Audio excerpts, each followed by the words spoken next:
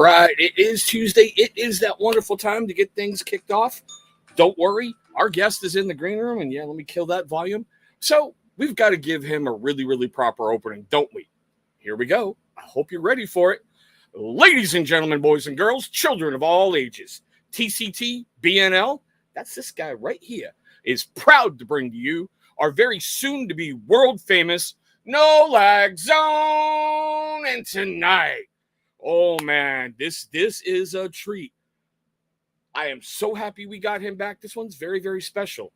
He was the star of Major League Bearded. Now he's the star of Bearded Vice Live. He has Beyond Bearded on Sundays. He is the man in charge of, well, a massively great Facebook group hailing out of kind of like the Flint, Michigan area. I am proud to bring to you, you already know him, the mayor. All right, what's up? Well, we're not going to talk about what weight class, okay? I'm not wrestling. I guess wrestling, this is kind of whoever's wrestling. So, hello, everybody. Yeah, we're not going to talk about weight. That's one of those things. There you go. Right, so before we get too far into it, we'll go through the roll call real quick. Ellie, how are you? Mark Brown, Iron Wings, what's going on? Hopefully you got over your bear spray there, bud. I laughed about that for hours, so thank you. Thank you. Sober Chef, so good to see you back, man. I hope everything's going well and wonderful in your world. Dagan, my favorite creation out of Jim Henson Studios. The creator of The River's Revenge. What's going on, Bill? You should see what I filmed today. Just for you. And there is one of my favorite people on the planet, Mrs. Beard of the North. How are you? All right. So, guys, we all know the mayor. He's been around for a while now. And it's really, really funny for those of you who are brand new in the community. He started basically on Dan's live feeds on a Wednesday learning how to grow a beard. A beard, not beer. Speak, Chris, speak. If I could do that, I would. And acknowledge me. No, Dan. No, you sit in the corner. No. But it was really cool to watch you way back when. And I want to clarify something that I'd said to you in a live. It was really funny watching in the beginning because I knew you were nervous and didn't want to mess anything up. But it was so great to see you put that behind you. And now look at you. I still feel okay. So I'm new to being the only face on the screen, and it's still it's still hard. It's still terrifying. Really, I go too fast. But yeah, I want to start with that. Like I think there's always room for growth, and Dan's done a good job, kind of like baby stepping me into things without me even really realizing it, or just kind of the way the natural thing. But yes, I don't have the butterflies for most things that I did. And it was stress, like all in, but I was pushing. I was going, like you said, I was in a moment where I was kind of like pushing myself a little bit just to kind of go through it, and had a great, I don't know, I got through. There's always just, even Dan, as he gets through his stuff he does, there's levels to everything, and there's things you can always improve on. But yeah, thank you for saying that. I do feel a million times more comfortable just kind of hanging out on camera now.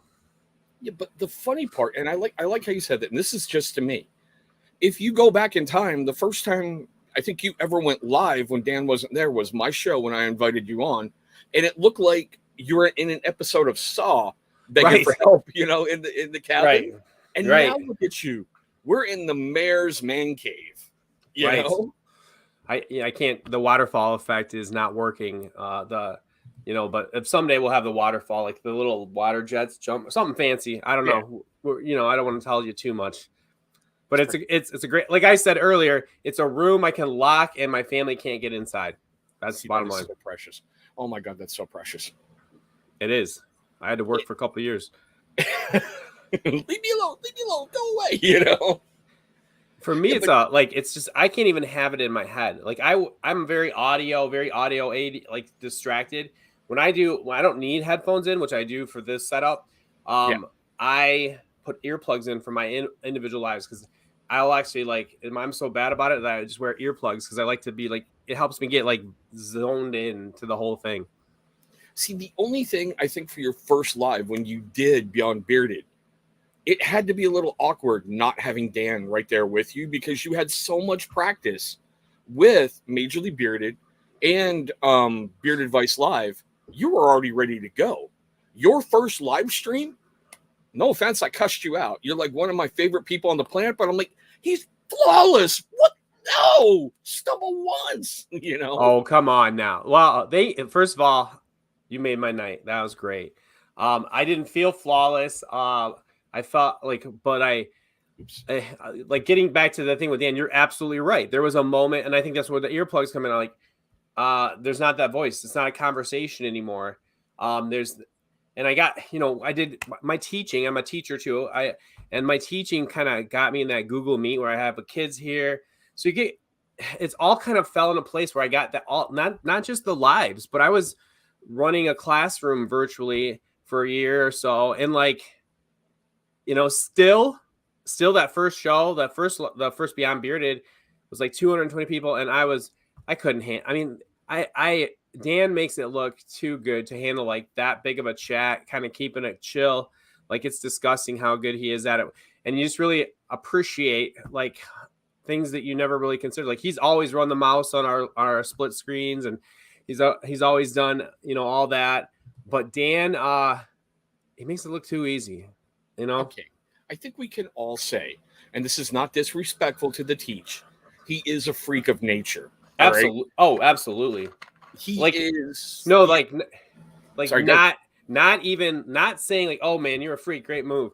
Like the dude has some weird combination of pretty high level talents that makes it, kind of crazy. It's like I saw that literally before we were even friends. I recognize that in his teaching and all that. Yeah, he is the mark of what I call a great master because he makes the impossible seem like it's kindergarten level. Well, the one that I admire the most because it's probably the one I'm a little bit like there. We wouldn't work together, but it's just the grind. The dude, like, look at his video schedule. Look at how many things he's kind of just the understanding that there. You always hope maybe like something big, somebody will do something and it'll jump, but and he understands that just you gotta just continue going for it. And he has Sam to support him because you have to have that because he works a lot of hours, like crazy hours. And I've become a more efficient person because I have had to with things that I've added. That dude takes that to the next level too. Yeah, but okay, you got ahead of me on one question. We're going to circle back to that. Then we're done with Dan because tonight's about you. I love to teach. Great friend, but teach, go away. We'll schedule you for another show. I'm probably going to mention him. I'm probably just the way it is. He's like, yeah. Anyways, though, I'll do my best. It's all good. It's all good. No worries. We do have a question for you from Sober Chef Eric. He said, "Didn't you play soccer when you were younger?" I did. I did play soccer. Right. I ended up settling into right defense, right back. I was decent. I was a little slow, but not too bad. I played pretty, whatever in high school, and I loved it, enjoyed it. Still, my sons both tried it, and they're I don't know, they played it some. It's hard to find the right level. They're not gonna go pro. I don't know. And then if you want to get them involved, it's like $10 million to do anything next level or whatever. So I just really do kind of like don't want to get involved in that too much as far as like spending the money. Oh my God, please, yes, go away. I love my kids, but they're on this little kick now of, oh, hey, daddy's on a live. So guess what? We're going to bug him for everything. So he can't yell and snap at us. Oh, that is unbelievably a kid skill. Yes, it is. But you got to head me on this one because I feel that working with somebody on that higher level, like you do with Dan, week in and week out, I don't want to say it rubs off on you, but you need to step your game up to excel. I think you've done that. I appreciate that. I think so too. I don't think there's any time. There's no way you don't kind of do that. I think we've done like 100 Wednesdays, more than 100 Wednesdays, like more or less than all of them, except like when Violet was born and whatever. Like that's just it's kind of like the Beatles got good by and not we're not the Beatles of beer, maybe not yet. Beatles of beers, I like that one. No, but like you remember in Hamburg, and then they played in Hamburg. The Beatles were one of the reasons they were good was practice more than anything. They were great, talented, but they just kind of just practiced. And Dan and I, we always have had like after a show, we'll say we really like this. Usually we're positive after a show, but on your 37th episode, you might pick up a little tip about make sure that we always say at the beginning of the show what we do, like who do you send it into, what are we doing, what are they watching, because people, and then the next time you add another little trick or try something different, you try to promote it differently, you try to push it on a social a different way, all that stuff. I've learned every day. I learn.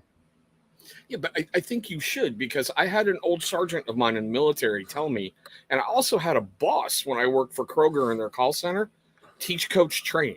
If you're not doing those, you're wasting everything. Nobody is perfect. Get up every single day and bust your hind end. That's why there's that really old joke. How do you get to Carnegie Hall? Practice. Yes. Yeah. It's not false. Now, the thing that's cool about this, my adventure with this, is that it fits me. So there's gas in the tank for this kind of thing when I get home from teaching all day. It's crazy, but I've been able to. There's it doesn't pull. It doesn't. It's not like that job that you get your gut starts getting worse and worse the closer you get to it. Right. Am I going to see that person? Are they going to say the same thing about my beard? Whatever. So it comes from a different tank. It's like I do view it as like as my very special, unique opportunity in life to kind of just see what I can do to make a run at things. And so I'm going for it because I don't think not everybody even gets that chance once. And we do have another question for you. How was school with no mask? Did you guys lost your mask mandate, I guess? We did. Last week. So I'm 8th grade middle school teacher. It's been fascinating. First of all, quality. It's been a year with a beard trying to teach, not being able to hear the kids, whatever. So huge quality of life improvement as far as that goes. Like I just am like every morning. You know how you have those things, and if it's like, oh, it's this day or whatever, it breaks good. That's a good break. Every day, my brain is still not adjusted to the fact that I have to put that on and walk in. The cool little thing, the kids, like it's been like this. They have like the little mini debutante reveal parties for their faces, and and in 8th grade, it's not going smoothly. Like I had to make a statement to class. I'm like, you know what, guys, let's just on Friday. I respect if you want to keep your mask on because they do have that option. But if it's just because you're shy, let's all, like you know what? Because of the way you thought, like, because you saw that kid's face and you're like, well, that's not who I thought they were. And they experience the effect of that kind of more like, I don't know what your brain kind of averages things out. And it doesn't always turn out that way. It turns out with nature. So they don't want that for themselves. And they're like holding on their mask. Like it's kind of a unique thing, but they're getting there. And it is such a better, everything is much easier to do at a school without them. I'm really excited because out here in Washington State, it was going to be the 21st, but whatever Oregon seems to do, Washington State has to follow suit. So Oregon said the 12th, so now Washington State's the 12th. For the first time ever, my youngest daughter, the cuteness factor, gets to go to school without a mask. Ever. Yes, that's a big deal. Like they'll probably be prepared. It's gonna feel wrong for a day or two for them. They may want to wear their mask. She can't wait to get rid of it. Seriously, I know my kids like upset they have to wear them on the school bus, but they don't have to wear them outside anymore, and they don't have to wear them at school, but they're required to wear them on the bus. Well, baby steps. You get something new, something better is better than nothing. You know, but it's so, and it's. Just to see her to sit and go, hey, guess what? Now it's the 12th. And she's like, I can't wait. Oh, I can't wait. Like another bonus one time in a life holiday. Yeah. Mm-hmm. And I mean, it's funny how all these little things that like you and I got used to growing up and everybody else out here in the chat, just being able to do normally. and how they've been gone and we're getting them back. And it's so weird to think, you mean I don't have to mask up to get a quarter pounder with cheese? Cool. Thank you. You know? That's a bonus. Yeah. No, if this is the other side of it, and gosh, I hope so. And I feel from what I see as attendance, through the last 2 years, and it was 5 to 10 kids out all the whole time with somebody sick in the house, and they're all back. They're all back, and they have been back for a couple of weeks. So the attendance is great. So I'm thinking, at least in our area, that's good. That's a good sign. You never say never, but they really need it. They really need to be back to there's so much growing up you do in middle school that is all been kind of squeezed into like a short period of time. I'm just really happy for them, for the kids that get to enjoy and they didn't get much of experience at our school because of COVID. They started as little sixth graders. They're about to be done. I am so glad that maybe they can finish their experience just with a little bit more quality life. See, I'm hoping for all those people who play sports, they're getting that back, being able to relax and enjoy themselves. Things that are returning that people have never experienced before. And you guys as the teachers, in my opinion, you're just as important on the front lines as anything else because these kids put so much time and effort into you. Right. And you are helping normalize, hey, it's okay. If you want to leave your mask on, that's cool. If you want to take it off, it's cool. Don't worry about it. Yeah. There is so much of that there is so much more to school. I think there's big changes that schools need to undergo. I think there's some things that are just antiquated, whatever. But I also think kids need to be together and they need to have positive adults, examples of I might want to do this or I might want to be like this person other than their parents. And what they find on YouTube. No offense, YouTube. Right? Okay, good. Chop down the job we've been doing for the last year, right? Way to go, Mayor. No, come on. I mentioned them. Maybe they'll come in. I know. It's all good. Like, there's no way. It's changed all of our lives for the better in a lot of ways, too. Yeah. Okay? Did you hear me, guys? Okay. Right. I figure YouTube's got... If I was YouTube, I'd be using the Alexa. Oh, I hope I didn't hear is on, but to listen. Anyways, that's a different rant. Yeah, isn't that funny how, like, when we were growing up, you were all afraid of the robots taking over the world? Now you can't make a shopping list without your robot? Yeah, I wasn't afraid of it. I guess I wasn't huge into sci-fi. I wasn't afraid of it. I was more like, I don't know. I think actually with like everything going on internationally right now, I was afraid of that stuff, like, as a kid. And, it's, gosh, these kids in my 8th grade, they've been through a lot, you see. But one of the things that is interesting, there's a positive, if you can find one with what's going on internationally, is I hope that everybody, wherever you are and whatever perspective you have, you take a second and remember how lucky we are to have this country and to have what we have. Yes. Because we may be different in so many things, but it's beautiful to be an American and like just, to be able to look to my son and be like, dude, our army is, if you're going to mess with the 8-foot dude that, no, don't mess, just to have that is something I would never take for granted. Okay. So we got another question for you from Aaron Rodgers. What's your favorite sports? And he says he's hoping you're not a Lions fan. Okay. So my favorite sports, I love watching college football and college basketball. I never played them. I love playing soccer. I like skiing. I enjoy skiing. But like that, just playing basketball with people that aren't that good, because neither am I. Love it. So that, but for what I watch and the Lions, yeah, I am a Lions fan. Someday, never say never. That will be the penultimate. That's gonna be like the something big someday. Someday. I don't know. Now we got to behave. He's here. We can't talk about him anymore. Okay. Hey, Teach. Oh. I think he's talking about the Army, our military. Yeah, and it's one of the things that I try to tell people, because it's unless you serve and get a different perspective, like when you're overseas, you really don't understand how great we have it here in this country. If you want to have pronouns, great. If one day you want to say you're this, great, you can do it. You have that freedom to do it. You know, you don't have a daily dress code when you leave your house. You are not required to practice this religion.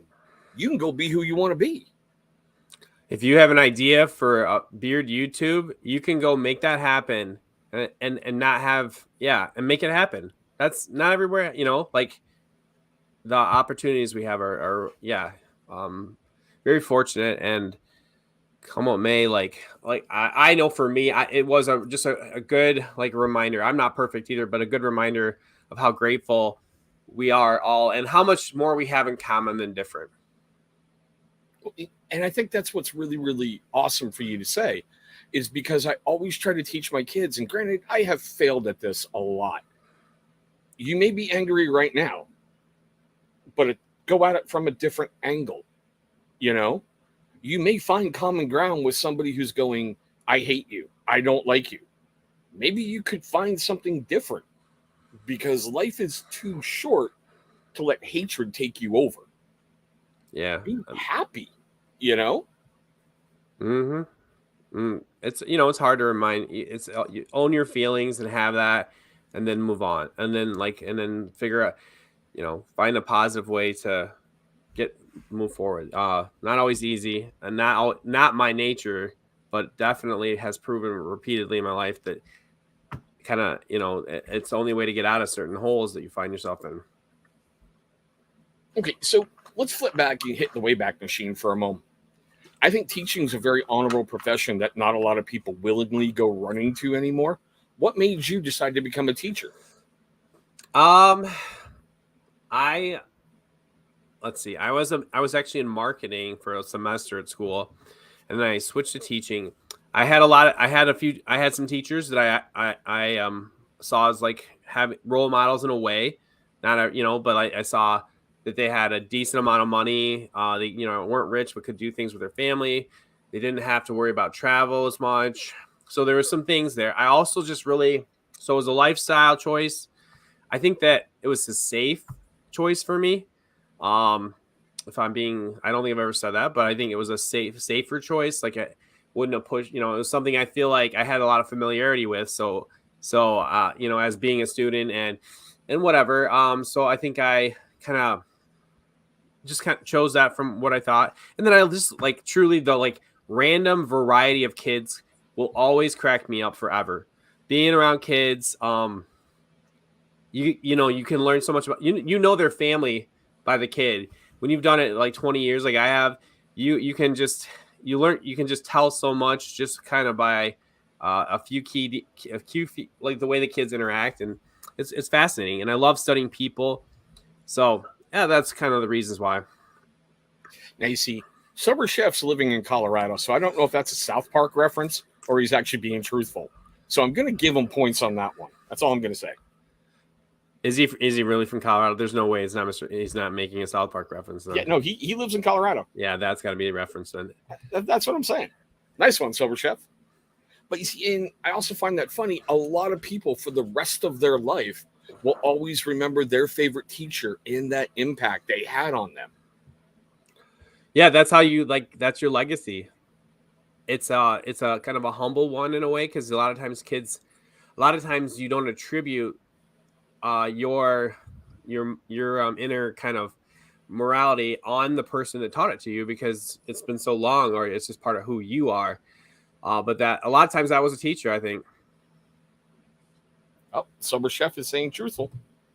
High school in Oklahoma. I'll give you points. All right. Like I said, just living in Colorado, bro, you're coming back strong, firing out of that gate, man. He's elementary anyways. He does like perpetual. He's been teaching fourth grade for 20 years, Mr. Garrison. No, South Park one. Yeah. Yeah, something like that. So do you ever have one of those days where you just get home from teaching and you're like, honey, I just need a good bath. Leave me alone for 20 minutes. I like you remember the bath. I don't have that luxury because they have so many things after school that I don't just get home. There's never just getting home. It's get home for like 3 minutes, and then what's his face has to go to swim, and this dude's got a drum lesson, and we just but there are, and long answer short. Sorry. Absolutely. I am mature enough now to say, I apologize. I am literally drained. My tank is zero, and any interaction I'm gonna just get mad about. So I know we have to a little bit, but I'm also kind of just done. And try to just saying that out loud does kind of help things a lot. I've learned. And you will always be legendary for the baths. Not to mention Holly sending you ducks. Oh yeah. And you will always, always, always be affectionately known as Snake to me, just for that one live feed you did with Dan and his lawyer. And you went, you can call me Snake. I was like, oh, he's gonna own that forever. Wow. I kind of had forgotten that. You're right. And the bath thing is interesting. I was thinking about this the other day, taking a bath. I was thinking about that was the moment that I kind of just like, I take baths on the live with Dan was the moment that I found a little piece of the a little piece of what you need to have to do this stuff. And that is just to completely be yourself, not be afraid to tell that they're going to think I'm all whatever because I take a bath, and like you could probably watch it happen. Like when I just opened up and said it, because I knew Dan, I don't even think Dan knew. Well, maybe he, anyways, like that was like and that's been the thing all ever since. It's just in a nice way without like I have private information, sure. But to really kind of spill it the way I think it is, that was a difference. Yeah, but it was so great how you followed that up on an Instagram story not that much later. Oh, you're soaking in a tub with Holly's ducks floating, right, watching Command's Corner. Yeah, I just like that's genius, Oh, I love that stuff. Like that's what I'm talking about when I say it doesn't come out of the same reservoir. That's creativity. That's just silly fun. Maybe like that. It fits it. Like I said, it fills a need that I've never had my whole adult life of like that, just being creative in a way, looking at just fun ways to share information, just to, because it's like artwork in a way. If you think about it, I look at the socials as like artwork, like, there's really a lot to it if you watch. Yeah, but you turned a brio into a conversation for months. There was even a bounty out on your trimmer. Because I remember talking with Barbecue Steve going, we have to have that thing eliminated somehow. I didn't even recognize that was going on at the time, to be honest with you. I was like a very day-to-day and stuff and getting myself into that, like doing the lives and things in the beginning.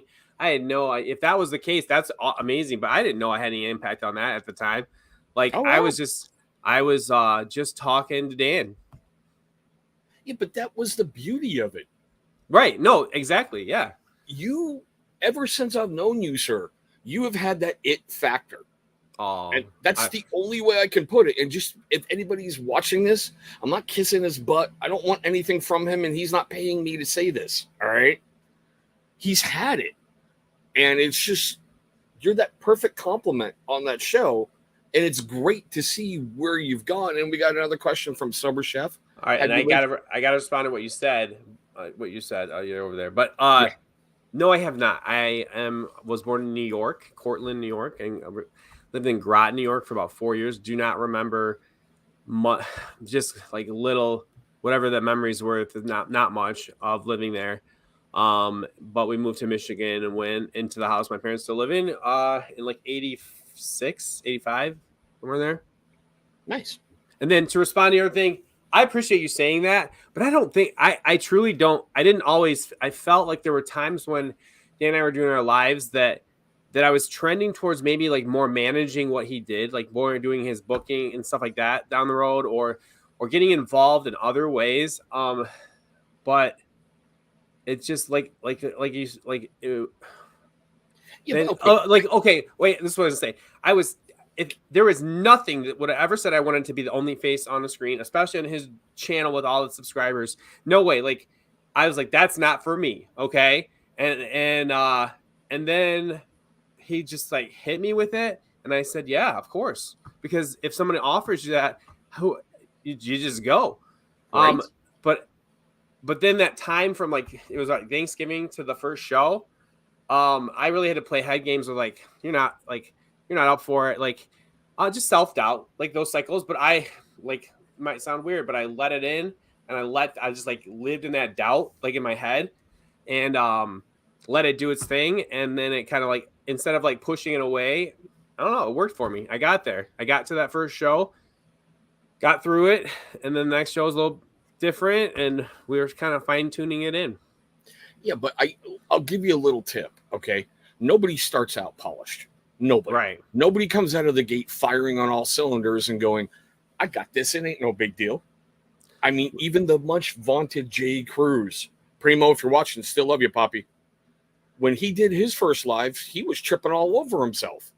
And Right. now look at him. He's like a dance party on a live. It is. It is. It's very smooth. Some might say too smooth at times. No, just kidding. I love it. Like I can't. I don't have like, he's got that spirit, man. That like the music, like, because I can't really hear it myself. If you were to use like StreamYard or whatever, their music, it's not the same thing. I don't know, but I don't know too. I'm, like I said, I'm very auditory distracted. It would probably be, yeah, who knows.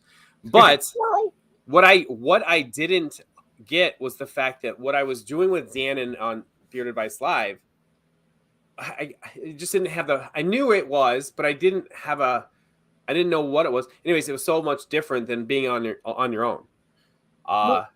It is in a training program. Right. That's the only way I can put it. We talked about it earlier. You were so ready for your first live, you didn't even know it.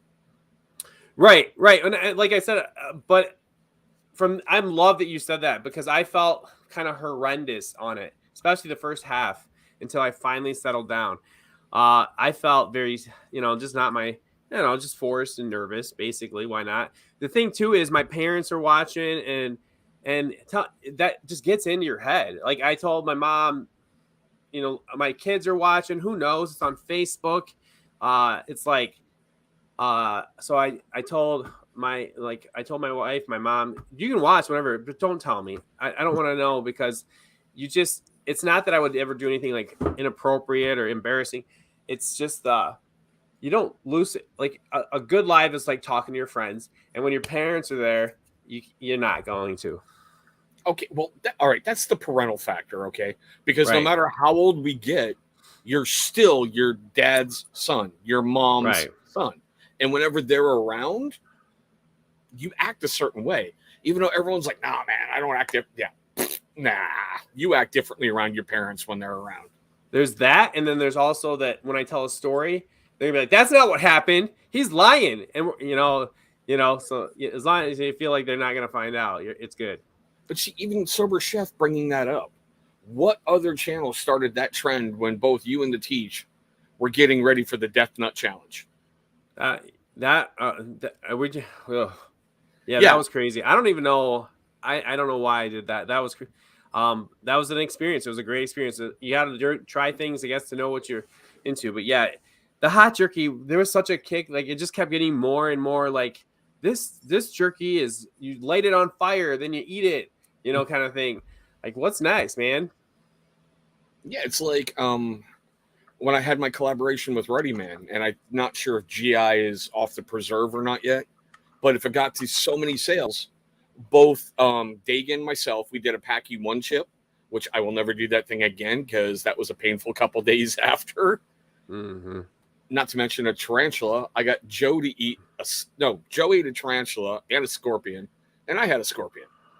So you've got to get outside that comfort zone and do something stupid. And I know now I will never do the one chip challenge ever again. Ever. Yeah. No, Dan and I know I just mentioned Dan, but like there's like just random times that I'm totally okay with something that it gives him a little issue. Like it's not his wheelhouse.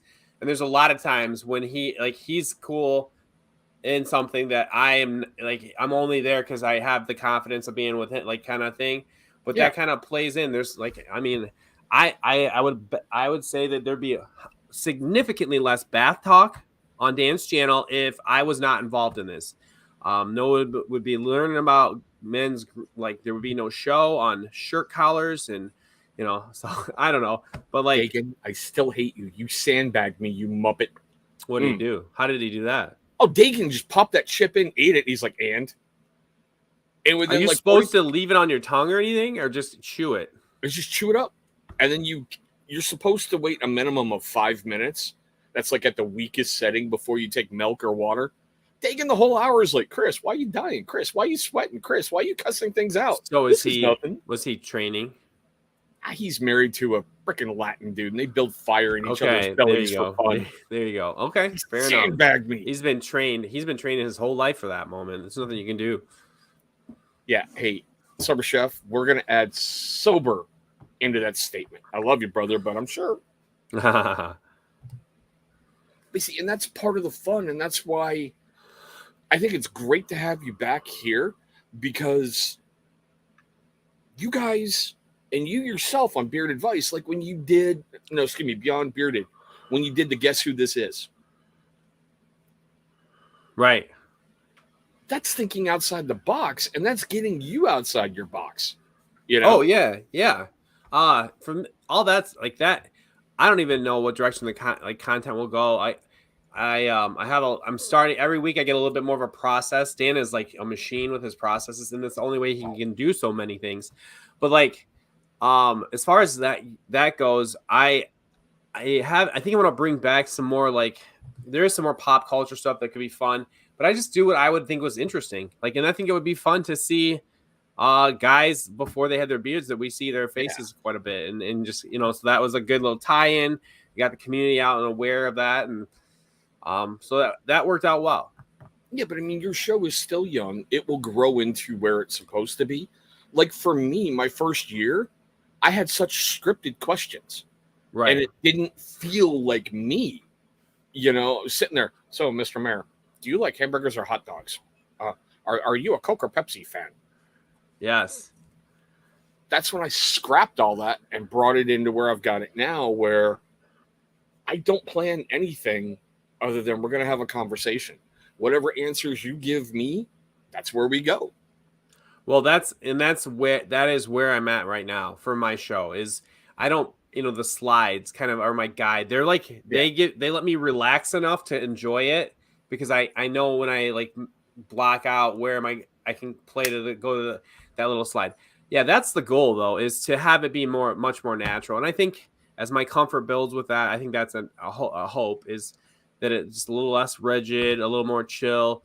But right now, as I'm logging hours, like flight hours, basically, in a way, that's a good analogy. No, that really is. I need that to lean on, and then eventually, like it's like the Facebook group. Dan posts the questions. I write the questions. Dan posts them, and having a engaging question a day was just terrifying for a while. Like, I'm gonna run out. But Dan's the same. Look at his channel. If you're interested and you're in, there's always content. And he's right. And there's always a question to ask 6,000 beard dudes, primarily in North America, about their lives and where that relatability is. So if I can do that, I can do this show. It just takes a while. Yeah, but it's like you said, logging the flight hours. Look at the Facebook group, and I'm glad you brought it up. You have built a community on social media that I'm going to say 99% has been drama-free. Right. That is an accomplishment of itself. I'm knocking on wood on that one. Yeah. And Dan, sorry if I jinx you. It's not my fault. Everything has drama, but yeah, I'm very proud of that. We all are. Our moderators are amazing. And they have came into the group at the right time, when Dan and I were like, if I'm the content guy for the group, and all that, like, it was like trying to set that up in the beginning. It was like a garden where you're plucking weeds and you're trying to stay ahead of the crop and keep it, because what your goal is just a place where you could post a picture, like, and not think somebody's going to troll you or and then you can see other guys' pictures and it's just chill, and there's not a billion advertisements, and so that has only been successful because we learned at every turn and listened and adjusted each time, for sure. It's not a lot of people will do that, and it still goes back to, I'm going to give your mom and dad credit, because obviously that's where you got a lot of those values to listen, learn, and readjust. Yeah. Well, I'm probably my ninja skill might be being just like coachable, kind of just like listening without like getting into my worrying too much about ego, at all, being humble, but also being a contributor. So I don't know, my mom and dad for sure, like being on time for everything, and my high school choir, because I was in choir too. I don't know if you knew that. Oh wow. I was actually the president of my choir, and that was a big deal because everybody, like, we had all the football. If you could sing and you're a football player, you're in my choir. You were singing your basketball because our choir guy would go into the locker room and get him out and like get him to audition for the thing. Anyways, I probably said too much, but I'm not going anywhere with that. they always said to be early is to be on time. To be on time is to be late, and like he was like an old. I think he was in the marching band at Ohio State. But he had some of those little disciplinary things that stick, and they stick with you when you are military. Oh, You oh know God, yeah. when you got to be somewhere, and 15 minutes it's prior. very painful if you're not there at the right time. You learn. Not that we were like in the choir, not so much, No, I'm but just saying, you want painful in the military? Try a change of command ceremony where you got to be there 8 hours earlier, even Yeah, though no. you practice all week for the same stupid. Oh, okay, we stand here, you talk, we march around. All right, we're done. And you got to be there 8 hours prior. Yay. Yeah, that seems like you can update your socials though while you're standing there, right? Yeah, I didn't have social media when I'm I was just in. kidding. No, seriously, when I was in, we didn't. Cell phones were becoming popular. You know, the ones that used to come in the bag, that little brick phone that you had. Oh yeah. You thought you were cool when you had a phone in your car or a CD player in your car that you didn't have to have the little tape going into the tape deck to play off of. Oh, I know. I didn't have that. Well, I did. Yeah, I had all those things. I had all those things. Yes. That's why I remember trying to figure around with technology, and my kids are operating tablets at a NASA level, you know? Yeah, it's crazy that my kids are in the Oculus Quest too. Let me tell you, I think I talked about it too much on my little show, but I've talked about it a little bit less, but um, like no one knew how big Facebook was going to be, and this is a Facebook thing. This is like their consoles are done. They are so immersed into this thing that it's next. It's real. We're gonna be. I'm gonna tell you what we're gonna be doing. We're gonna be doing lives on the Oculus, and it won't be as long as you think. We're gonna be doing trim videos where you can move yourself around. You know, uh, if cameras get good enough, that's the thing. But like, have you ever watched like a YouTube video in an Oculus? It's like you're in the theater, Yeah. and you have ambient sounds. You don't, but you can move the screen, and like it's crazy. Like it is, and that's just a YouTube application. Let alone like the cool things where like there's a game where it just puts you somewhere in the world, and you have to find like use context clues, figure out where you are, and go anywhere in the world. I agree. Okay, so we're coming up with an important part here. Well, I like to talk about mental health on the show because I love to rip that stigma away from it. That I don't know if you grew up in that era where they're like, you're a dude, you're hurting, nobody cares. Oh, you have something wrong, shut up and deal with it. You didn't make the team, rub some dirt on it, get better.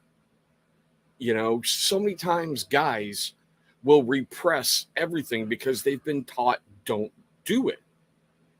You know, how do you handle those days other than a good hot soak? Because I think you're Okay. going to go right there, you know? No, okay. So first of all, I think that's a huge part of what I'm like. Kind of one of the big things with my show is finding that what is the message of it, and it's kind of shaped into that you can be a dad, a pretty normal dude, and you can still take care of yourself in a few ways to give yourself some confidence. You don't have to be like model or crazy just to be a dude. And it's like how much, so like the dads can have a little swagger, that kind of thing. So that plays into being happy and what you asked. I'm on a kick. The truth is you have to get ahead of it. You have to like exercise, or you have to go to counseling if you need to. You have to develop habits that counteract all those natural things that most or all of us have. Um, I, Be safe, Chris. Be safe. He's an EMT out in Baltimore, so yes, absolutely. Thank you for doing that job. That's so important. So anyways, like I have this like crazy, like today was crazy, all the things, crazy couple weeks. So I'm listening to Steve Harvey, believe it or not, his books. yeah. And one of the things that caught my ear is that he gets up at 4:30 and exercises first thing in the morning. And I'm like, I love that. If I can get like an elliptical, all I do is an elliptical machine for like 30 minutes. But the last like 10, well, I've hit like the last 3 days, 4 days, I've been doing it in the morning before I even get up, to know that I have that accomplished. And it just, those endorphins like last me the day, like literally. It's kind of like almost like, so everything today, from my tax appointment to conferences to everything, was easier because I kind of had invested earlier and had some of that time. Like I exercise with my eyes closed, 30 minutes on the elliptical. I keep my eyes closed, just listen to music because it's like a sensory thing. I think I don't know, but it helps me. I think that's cool because it's funny you mentioned Steve Harvey. There's a Navy SEAL, ex-Navy SEAL motivational speaker, Jocko Willink. And one of his big things is he's up before 5 o'clock every day, working out like he was in the military. And a lot of his ex-teammates were trolling him and going, haha, 4:59, I'm up before Jocko. You know, and I see where you're going with that, kind of like getting a routine down, getting healthy habits down, changing your mindset about stuff. And it's funny how just doing one positive thing for yourself can change your whole day. Like, I don't know, make your bed so you have something successful accomplished that day. Well, that's it. Make your bed every morning. Yep, that's it.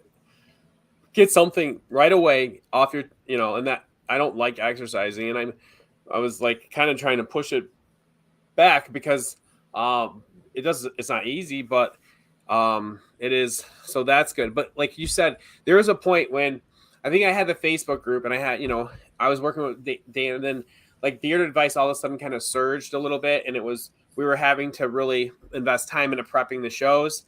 And then then there was another opportunity, and things have just kind of like a couple affiliates and started doing that.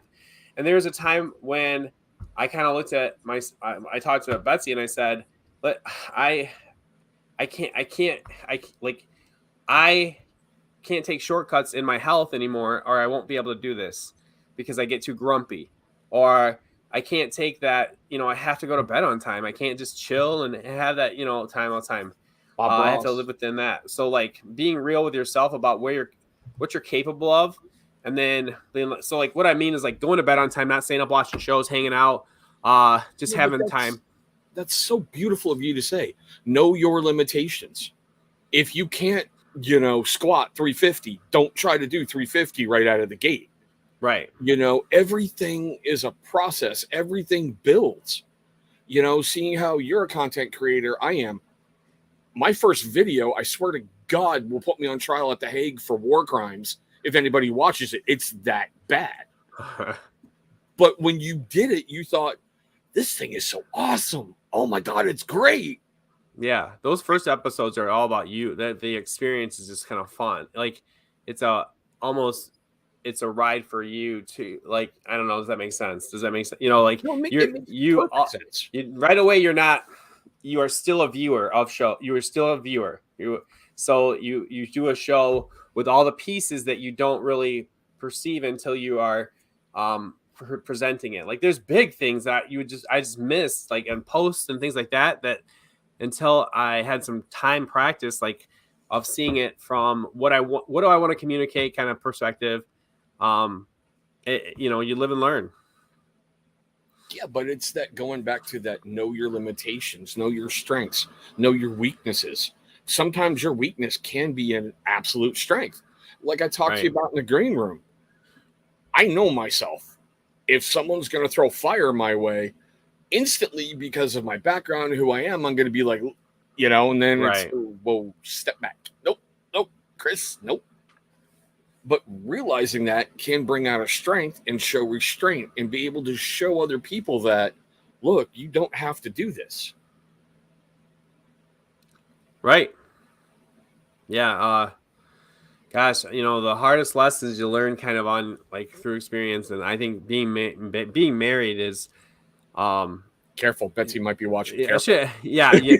Uh, but Careful. that's another thing I learned is, I wouldn't say anything here that I wouldn't say there. Like it just kind of like having, or in the classroom within reason. When I'm with friends, I might be a little bit more laid back, Yeah. but for the most part, I learned, one of the things I absorbed from Dan was, the fact that the only way you're good at like any of this is if you're just if you speak speak the truth. When it's not good news, make it, be consider feelings as you do it, but say what you mean and mean what you say. If something's good, say it. If it's not, say it.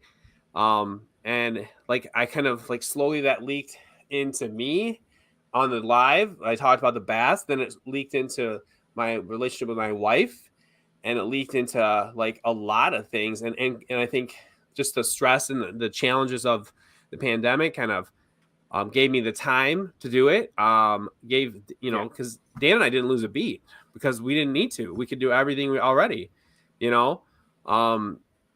Whereas my day job was less taxing, and as far as time, it was, so it just kind of all worked out. Wasn't that a bit of a struggle though, remote teaching, as Oh, opposed to that face-to-face thing? I would say 35% is good. There's a 35% value to anything. I wish I could Not have wanting to recorded take you these. down that rabbit hole. Sorry, but Oh, that's fine. 35% is better than nothing, and it was worth doing because there was nothing else that we could have done at that point. But yeah, no, if you really, the schools aren't perfect, but kids being in the same room together and learning to listen and learning to talk and learning to share ideas and work together, yeah, that's not that there are parts of that that need to be done in person, because if nothing else, just learning how to read people's expressions, and then also the relatability. Kids need to know there's other people with acne, there's other people that have thoughts that, they need to see that in order to get through that phase. and that's a very, very good point because facial recognition is huge. You can see when somebody is suffering. Kind of hard to see it with this. But when you see the whole face and doing what they're doing, and that just is a perfect connection with like kids' mental health or adults' mental health. Sure. And how many people are doing the suffering and great. Okay, so I hear my kids staging a riot, so now I got to Okay. go be dad. But we're about that point because I love to keep it around an hour, Okay. just because I'm grateful of your time and I respect the time that you've given me. All right. Yeah. No. But I Go on. also throw this out there, and I think I did it with you before when you were in the Murder Shed. I throw this challenge out for everybody at basically the end of my shows. It's kind of two parts. I firmly believe 2021 was the year of the troll. Everybody had too much time on their hands. They wanted to reach out and try to destroy things to make themselves feel better. I've been doing this thing on my channel for 2022 of build people up, Okay. because it's so easy for me to just take a moment and, God forbid, don't read in this. Mayor, your show sucked. Give me a break. I'm never watching again. As opposed to coming to you and going, hey, you looked a little off. Were you okay? Right. Just something on that. And how do you feel about along those lines of building people up? What's your thought process? What if you cannot see the value and grace in building others up, then I am sad for you, because that is one of the pillars of life. That is one of the most beautiful things we can do. That's our legacy. Agreed. Seriously, agreed. Yeah. And the other challenge that I throw out, I think you've heard me say this a time or two or thousands before, call 3 people. Just take some time this week and call 3 people. And I'm not talking about guys you go to Buffalo Wild Wings with all the time. Yeah, I know what Dan does for you guys. Yeah, B-dubs, I know. But just call 3 people you haven't talked to in a while and go, how are you doing?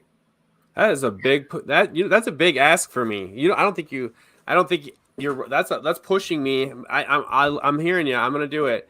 Well, But if you like can't do 3, I do not do 2. no Can't do I 2, could do 1. I can do 10, but 3 is going to be a good goal because I am not a voice. I just don't take the time to talk on the phone ever. In fact, I'm at a point where I get a little anxious, like time's being wasted on a voice talk.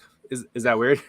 No, it's not weird because I know you've got a busy, hectic schedule, but I think, I mean, with the world It's good. returning to normal, okay, well, normalcy, and we're not going to talk about what's going on overseas because hopefully that's going to end soon.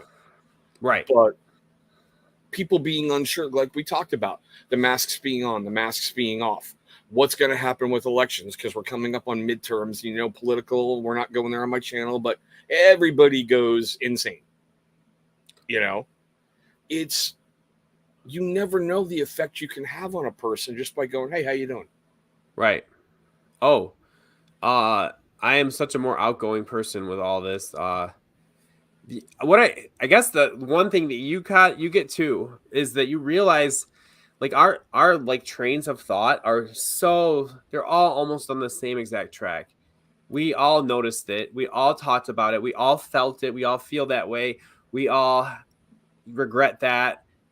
We've all of us. And Yes. if you can like kind of just accept it, and I think that's part of what I've gotten from teaching all these years is like just say it. Like it's there. Just be the person, be the leader, step up and be like, let's acknowledge it and let's, you know, and it just builds rapport and people are it hasn't failed me yet. I haven't assumed something that like was a pretty much a shared thing for at least some people through this that it wasn't. Like it's where you get your ideas for how to help people with their beard better. Because you say, I had that problem, you know, and you go from there. Yeah. And see, that's the best thing. Like with you, you can go, I had that problem. Hey, check this episode around this time frame. Right. You know, you've got actual documented video proof of your whole journey and everything, you know? I wouldn't say I'm that organized. I wish I had that catalog like that. Dan wasn't painstakingly doing the time tabs at that point. But that's a lot of work, of course, you know, but but it is there. It's just, you know, you're right. It is there. You know what I'm not bragging here. His most viewed live that on his channel is that last episode of the How to Grow a Beard that like for randomly kind of Was that when you had the yarn mask on covering everything? Yeah. Yeah. I can't watch it. Like it makes me ill. I won't even watch any of that. And I'm not like that great now. Like I think that I hope in 2 years I'll be talking about what I'm doing now and feel the same way. But yeah, I don't know. It's that cycle, you know. Mm-hmm. And if I hadn't listened to my audience and taken their feedback from just my videos before I even thought about doing lives, I would probably still be the same monotonous. I'm in the U.S. military. Here's your briefing. This is what we're going to talk about today. Instead of opening up and letting a personality come out and enjoying yourself while you're doing your reviews. Right. All right. Now, with that happy note, guys, I'm not even going to tell you what video I'm going to drop tomorrow because I don't even know at this point. I filmed 3 of them today, and whatever one I just go, we're going to do that one. It's going to be there tomorrow. So, Mr. Mayor, I really, really appreciate the time you gave me tonight, brother. Seriously, My pleasure. So much. Great to be here. I hope again someday. Oh, yeah. I'll be knocking on your door soon. But, guys, we're going to hit that outro. Mr. Mayor, don't go anywhere. I got to talk to you in the green room real quick. All right. Guys, thank you so much. Guys, thank you so much for watching what just happened on the show. I'm kind of pre-recording this one, so I'm not exactly sure what happened tonight, but I'm sure it was really fun, or it was a massive train wreck. I'm grateful for the time that you gave me tonight, and I hope you took something away from this. I hope we had an amazing guest that taught you something or made you laugh, or I don't know, I hope I didn't really step on myself too badly. And you guys are going to come back next week at the same bat time, same bat channel for the No Lag Zone. Guys, seriously, thank you for doing all that. And this is where I pause for a moment or two and let the little screen do its little numbers, little screen do its thing.